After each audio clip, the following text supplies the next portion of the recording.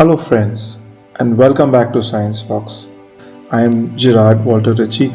Today, let's see how corn is grown from planting to harvesting. Indian corn or maize is actually a grass. Animals like goats and buffaloes are encouraged to feed on the field so that their manure will help provide good nutrients to the soil. This field belongs to my neighbor and my good friend Mr. Mohan, and I thank you for your passion to continue farming and also use the technique of rain-fed agriculture to grow corn. Here tractors are fitted with various equipments behind. This one has blades and is used to chop up all the weeds and turn them into mulching. Sunlight is key for growing corn. Corn needs at least 8 to 12 hours of complete exposure in the sun. We see a bag of seeds being loaded onto this special arrangement behind the tractor. This is used to sow the seeds of corn and also deliver some fertilizer which will help by adding nitrogen to the soil. Seeds are sown just before the monsoon starts. The seeds are planted in July.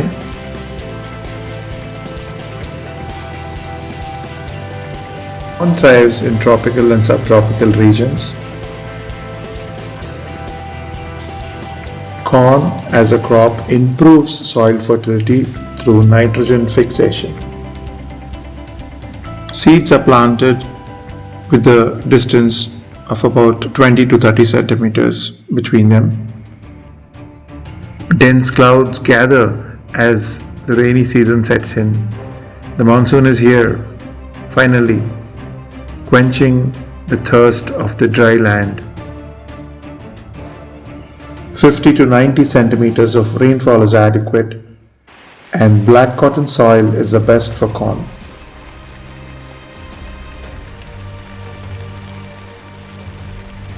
The seeds are sown just before the monsoons are in.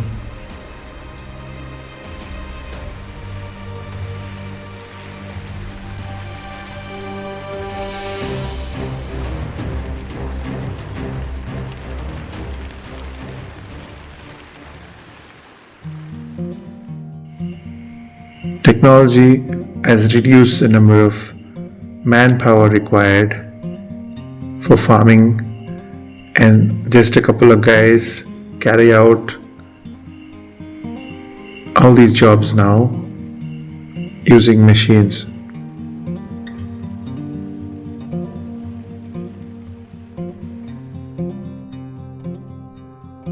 It takes about 100 days to grow corn.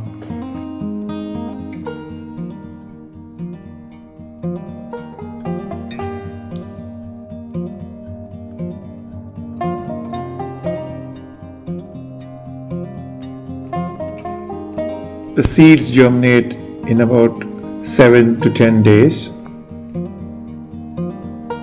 The growing of corn can be broadly divided into two sections: the vegetative stage and the reproductive stage.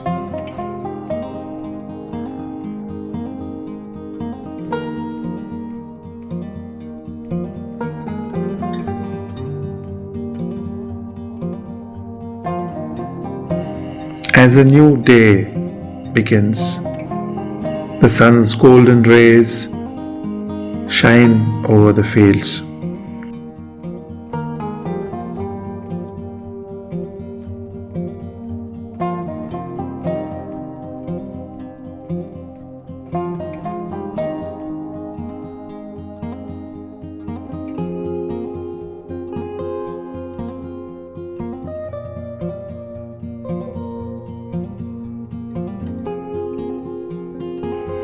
Some mornings I get up and watch the mist and the fields, and it feels like I am in some hill station.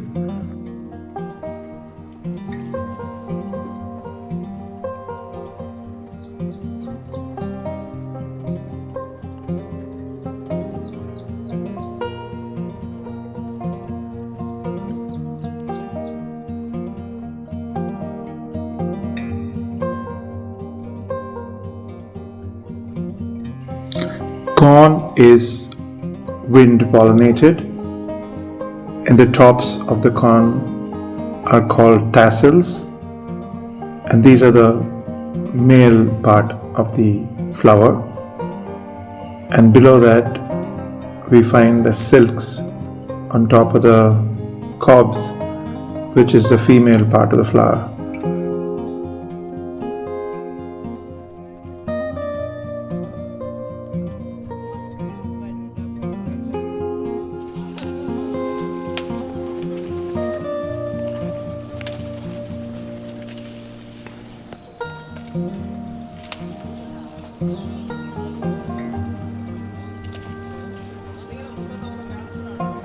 Every strand of the silk is connected to one kernel inside the cob.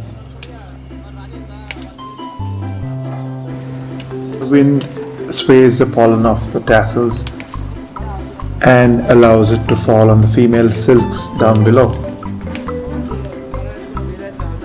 The pollen fertilizes the ovules and they develop into kernels. Corn is sown and grown close to each other so that they support each other in the wind, and the wind helps pollinate the corn. As the kernels develop, they fill up with sugars and starches. As times go by, technology and farming go hand in glove. Here we see a two-wheeler being used instead of an animal pulling the cart to carry fresh, juicy fodder for some animals.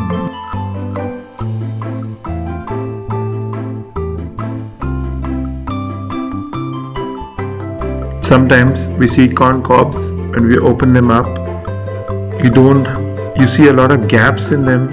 That's because pollination wasn't right. Pollination wasn't achieved completely. Corn requires nitrogen, phosphorus, and potassium for the primary nutrients. Some of the benefits of corn, you'll be surprised.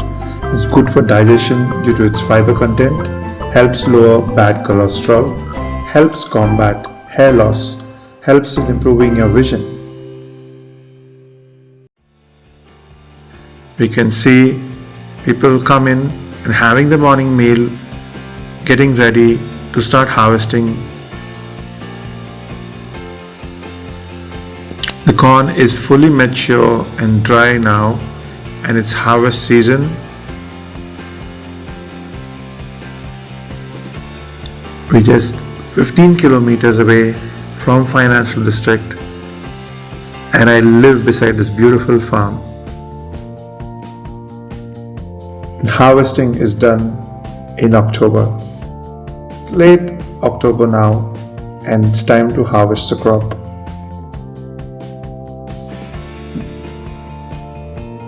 Corn as a crop is sensitive to frost, so it is timed to be complete and mature before the winter sets in.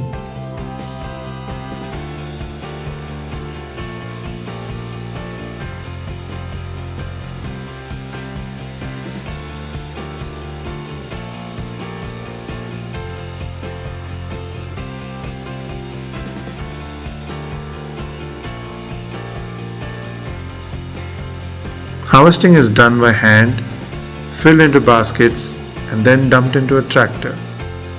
When the tractor is full, it is carried away to the processing unit.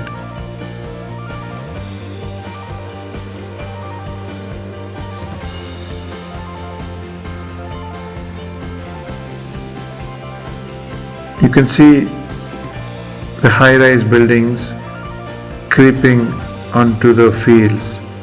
Thanks to Mr. Mohan and his passion, we still enjoy this abundance of lush green farms that really bring so much joy and so much oxygen into our lives. Some farmers still resort to burning of the previous crop, but this pollutes the atmosphere and also destroys organic matter that could be really helpful for the soil in retaining moisture. Mr. Mohan believes in mulching the previous crops back into the soil, thus adding more organic material into the soil, which helps retain moisture.